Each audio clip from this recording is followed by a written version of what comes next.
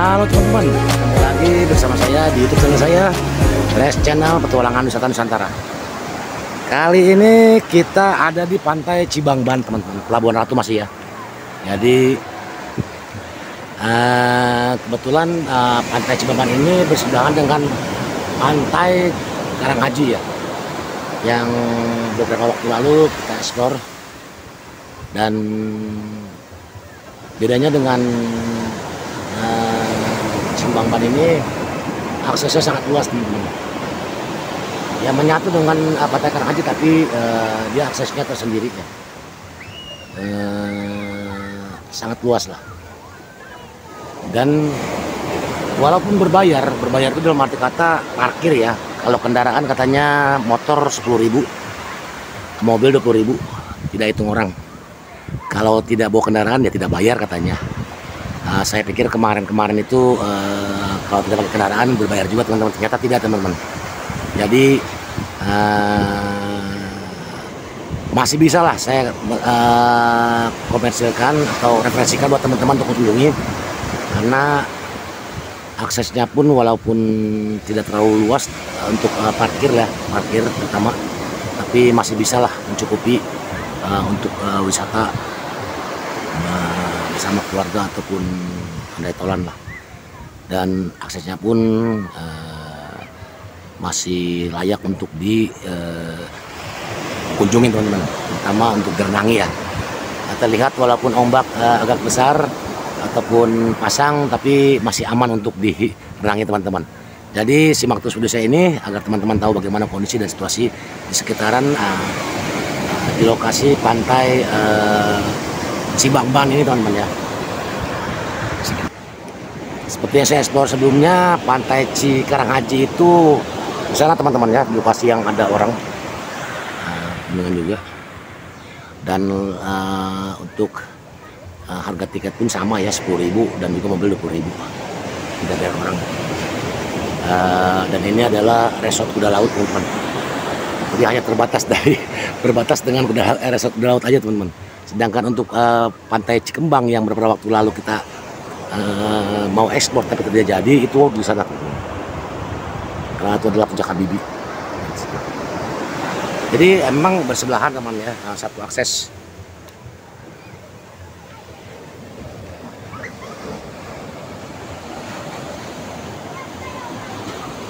Dan tidak berbeda jauh dengan pantai-pantai yang lain, teman-teman ya. Semuanya kebanyakan balai-balai komersil dengan makanan dan minuman, renang, pasir lah, penginapan, losmen, dan lain-lain. Jadi nggak asing lagi, teman-teman ya. Cuma saya tidak akan tanya-tanya lagi, karena kebanyakan semuanya sama harganya ya. Dan banyak juga yang bervariasi sebenarnya sih. Paling perbedaannya sedikit lah, antara 2.000-3.000, sedangkan penginapan mungkin antara 20.000-30.000. Nah, jadi aksesnya memang di Pelabuhan Ratu ini hampir sama semua ya, teman-teman ya, tidak beda jauh. Jadi masih bisa saya referensikan Pantai Cibangban ini untuk teman-teman kunjungin berwisata ya, berlibur wisata bersama keluarga atau andai tolan atau teman rekan kerja atau sekolah lain-lain lah. Di saat mungkin harus benar-benar juga mencari informasi tentang ombak ya, saat ombak bersahabat, karena rugi juga ke pantai kalau nggak berenang, niat berenang tapi enggak gitu, teman-teman. Jadi simak terus video saya ini biar teman-teman tahu bagaimana keseluruhan daripada informasi ataupun keadaan di lokasi Pantai Cibangban ini. Oke, teman-teman ya, banyak balai-balai ya, biasanya disewakan kalau enggak untuk wisatawan yang makan atau minum di warung yang punya daripada balai-balai tersebut. Tapi sini saya lihat tidak ada warung-warung. Saya nggak tahu apakah disewakan. Oh, disewakan, teman-teman. Balai disewakan. Ya, disewakan tadi ya. Jadi sifatnya memang terlalu banyak komersil di sini. Ada aksesnya dalam pantai, teman-teman ya. Akses pantai dan disewakan. Seharusnya di luar akses pantai mungkin kalau tanah pribadi tidak apa-apa disewakan. Tapi kalau udah akses pantai kayaknya ya apa-apa serba diduitin aja, duit Indonesia ini.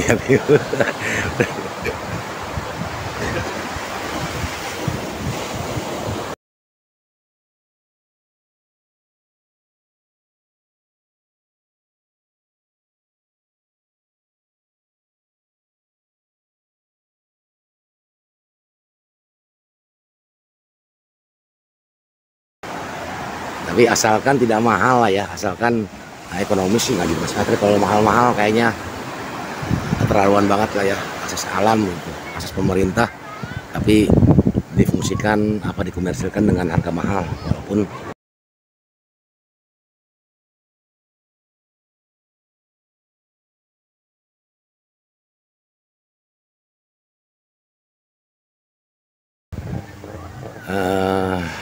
ya seperti ini teman-teman, masih banyak karang-karang juga, jadi harus hati-hati juga ya. Seperti ini di sini juga, dan di sana juga walaupun berkarang tapi masih banyak orang yang berani foto atau berenang di samping daripada karang. Tapi tetap diperhatikan teman-temannya agar tidak terjadi hal-hal yang tidak diinginkan. Takutnya namanya anak lagi lengah ataupun lagi lemah, lagi lupa, terdorong ombak, tersenggol batu karang, akhirnya cedera. Itu juga sangat membahayakan kondisi daripada anak kita. Jadi tetap harus dipantau kalau mau bawa anak-anak di sekitaran pantai yang berkarang, teman-teman.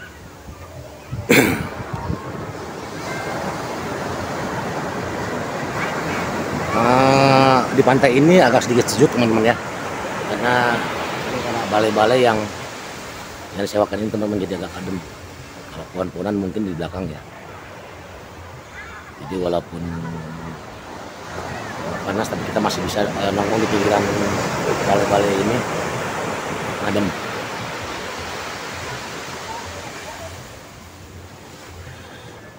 Sebenarnya saya ingin bertanya kepada nelayan-nelayan yang ada di sini, kalau ikan tuh harga ikan tuh berapa? Jadi kalau punya rencana niat di sini menginap, bawa tenda ataupun di balai-balai sini sewanya, kita mau buat ikan tuh bagaimana? Mau beli ikan tuh gimana? Baik bumbu ataupun harga ikannya per kilo kah atau per ekor kah? Saya nggak tahu.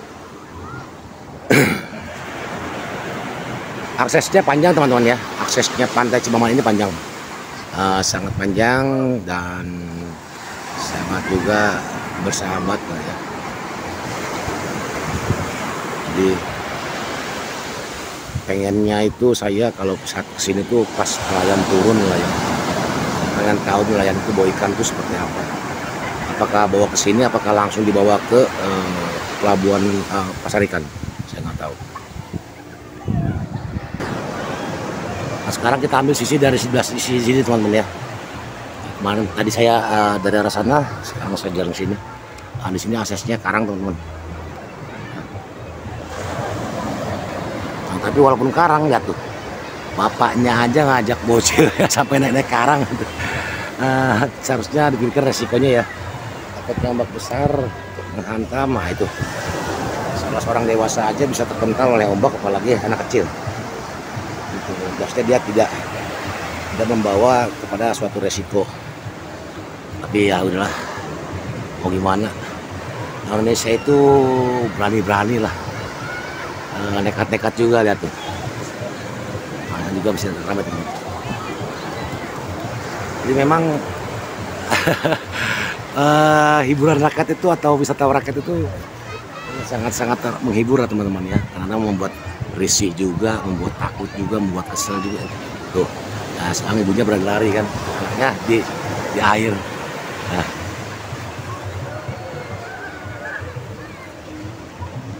dan sana juga sama orang tuanya teman-teman dibawa berenang ya, sambil dikontrol ya. Kalau nggak dikontrol berbahaya juga. Sebersahabat apapun ombak, itu juga tidak bisa diprediksi teman-teman, bagaimana arusnya atau kecepatannya, karena kadang faktor angin juga berpengaruh lah ya menurut saya. Semakin kencang angin semakin kuat juga. Nah, itu ada petugasnya, petugas daripada penjaga pantai menyuruh anak agak sedikit jangan terlalu jauh dari pantai, karena ada kapal ya, kapal akan masuk mungkin. Nah, itu yang membawa apa ya, wisata kali ya, wisata perahu. Jadi agar jangan terlalu jauh keluar sehingga kapal tidak mengganggu. Tapi cukup ramai teman-teman, pantai Cimamen. Tapi Karanghau tadi lebih ramai saya lihat ya, sangat-sangat padat Karanghau tuh. Mungkin dikarenakan hari libur ya, hari ini. Jadi untuk kali ini saya sengaja eksplor saat hari libur, karena kebetulan saya baru sembuh sakit selama 2,5 bulan lebih, teman-teman. Hal kecil yang menjadi sangat riskan, yaitu luka biasa, luka kecil hingga terjadi infeksi sehingga saya harus menderita rasa sakit karena infeksi itu selama 2,5 bulan lebih, dan baru sembuh. Sehingga sekarang saya baru eksplor dan berkesempatan mungkin di hari libur ini untuk jalan ya, karena 2,5 bulan saya terakhir kali itu ke Banten. Saya terakhir tuh, nah saat pulang dari Banten itulah kaki saya makin bengkak, padahal luka saya kecil, sehingga makin membesar, padahal udah ke dokter 4 kali. Jadi bisa dikatakan apes lah, apes, keterlaluan, egonya saya terlalu anggap remeh luka. Karena mungkin maklum aja dari kecil saya tidak pernah merasa takut dengan hal-hal penyakit atau segala macamnya. Karena saya nggak pernah sakit atau luka apapun juga, saya merasa kuat, cepat sembuh. Tapi mungkin faktor usia mempengaruhi saya sehingga stamina atau kondisi tubuh saya tidak sekuat saat saya masih muda atau saat kecil. Jadi mungkin ini pembelajaran buat saya dan buat teman-teman juga. Apabila ada luka kecil, disarankan untuk dibersihkan lalu diobati. Jangan didiamkan atau diobati saja, tapi dibersihkan dulu utamanya. Karena sebetulnya luka saya itu sebenarnya hal sepele. Saya jatuh, saya nahan kaki, berbenturan tulang kering saya dengan tembok. Lukanya pun cuma lecet biasa, tapi karena saya tidak mau bersihkan, saya langsung hansaplas. Kebetulan saya lagi ngecat rumah karena baru habis selesai direhab. Mungkin kondisinya kotor, jadi 4 hari saya diamkan tidak ada rasa sakit sama sekali karena saya udah hansaplas. Tapi setelah saya ke Banten untuk eksplor video tentang Pantai Sawarna, Ciantir, Tanjung Layar, dan juga Gokpare, dari situ mungkin saya banyak bergerak sehingga penyebaran virus yang ada pada luka saya itu makin cepat. Sehingga sepulang dari Banten saya langsung bengkak dan saya diamkan dulu beberapa 3 hari. Mungkin saya pikir bengkaknya biasa, tapi kenyataannya makin bernanah, makin banyak keluar darah, lukanya makin parah. Dan saya makin mencoba ke dokter, direhab sekali 2 kali sampai 4 kali saya rehab dokter, lukanya makin baik tapi makin parah, makin lebar. Akhirnya saya putuskan untuk mengobati sendiri. Pembelajarannya adalah saat itu diagnosis daripada keluarga saya mungkin yang sedikit banyak mengetahui tentang luka ya, apalagi yang tahu medis lah ya, termasuk anak saya juga, karena luka infeksi itu berbahaya. Sebenarnya saya juga kasih antibiotik oleh dokter, tapi karena kondisinya makin parah, itu keluarga makin, atau orang yang mengetahui tentang kondisi saya itu makin, termasuk istri saya terutama yang anak saya, makin risih, makin ketakutan, sampai dikatakan akan diamputasi risikonya. Dan puji Tuhan teman-teman, perjuangan 2,5 bulan ya, antibiotik. Dan saya baca di artikelnya Halodoc atau YouTube tentang penyembuhan luka, antibiotik yang paling baik adalah bawang putih dimakan mentah setiap hari. Itu antibiotik teman-teman. Baik untuk stamina, pencegahan virus, mematikan virus, ataupun pencegahan infeksi dan juga menyembuhkan luka. Karena jujur ya teman-teman ya, saran dokter di saat saya terjadi infeksi ini, takaran makan saya dikurangi karena takutnya gula. Walaupun waktu itu gula saya lemah, normal, darah saya juga normal, tapi disarankan sama dokter kurangin makan pak. Biasa 1 piring mungkin 4 sendok atau 5 sendok aja, paling banter 8 sendok ya. Satu kali makannya, kalau 3 kali berarti ya 8 sendok aja kali 3 kali piring. Jangan 3 piring lagi, 8 sendok kali 3 kali gitu aja. Biasanya kan sepiring kali 3 kali. Itu. Jadi kopi pun dikurangin saya. Tapi yang resikonya saya kan staminanya makin turun karena saya kurang tidur. Makanan kurang asumsi, makanan banyak nggak normal, jadinya lemah. Oleh karena itu saya mencoba makan bawang putih, sehari itu kadang-kadang sekali makan bisa 3 siung teman-teman. Jadi kalau 8 sendok saya makan 3 siung, kalau 3 kali makan saya berarti 9 siung minimal. Itu rutin teman-teman tiap hari. Dari situ stamina saya kuat, saya nggak pernah panas, tapi sakit ya sakit, benar saya menderita benar sakit gitu. Sakitnya itu saya bengkak, saya sampai 2 bulan lebih itu saya nggak bisa jalan karena bengkak ya pincang, mau nekan dikit aja sakit dan sampai saya juga menangis dan pasrah kalau memangnya ya harus diamputasi lah gitu saya. Tapi ya puji Tuhan, dengan niat pengorbanan banyak doa lah ya pertama, dan juga rutin rajin membersihkan dan mengobati, baik obat-obatan lain ya, nggak cuma bawang putih aja. Akhirnya sembuh total teman-teman. Sekarang saya bisa jalan normal, lukanya sudah habis semuanya, tinggal kulit baru saja yang berwarnanya beda dengan warna aslinya. Jadi saran buat teman-teman, berhati-hatilah saat teman-teman bertamasya ataupun berlibur bersama keluarga, dan selalu waspada terhadap apa yang terjadi pada anak, istri ataupun keluarga kita yang lain, dan lebih baik diselesaikan dengan baik dan dibereskan dengan baik atau diobati dengan baik apa itu terjadi luka pada tubuh keluarga kita. Jangan didiamkan teman-teman ya. Jadi kembali lagi ke sekitaran pantai Cipaman ini teman-teman. Jadi itulah ada persewaan naik kapal ya.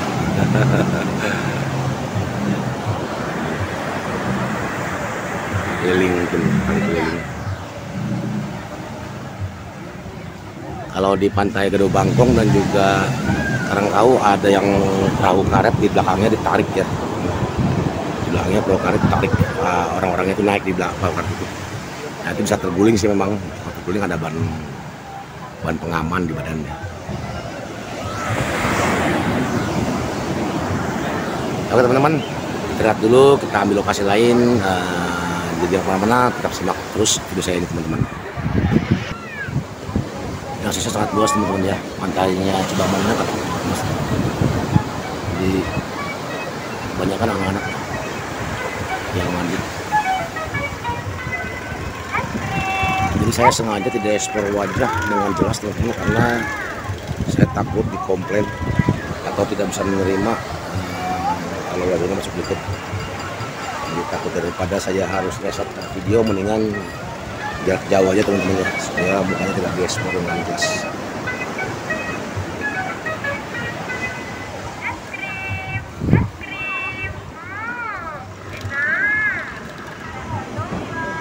Kalaupun ada muka yang saya ekspor di YouTube saya, itu pun sudah izin daripada yang bersangkutan teman-teman.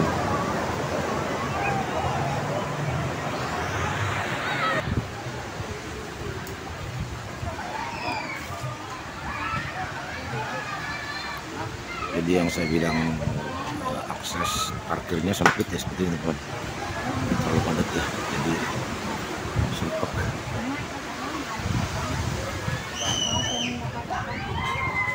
Tapi rame, kelihatan rame. Nah jadi ciri khasnya daripada pantai Cipaman ini adalah ada lapangan bolanya teman-teman. Jadi ciri khasnya ini, lapangan bolanya ada di depan. Dari jalan itu bisa kelihatan lapangan bolanya. Nah ini ada pantai Cipaman teman-teman. Jadi akses parkirnya juga lebih luas dekat lapangan bola dibandingkan, cuma karena panas ya, mungkin orang nyarinya teduhnya lebih teduh.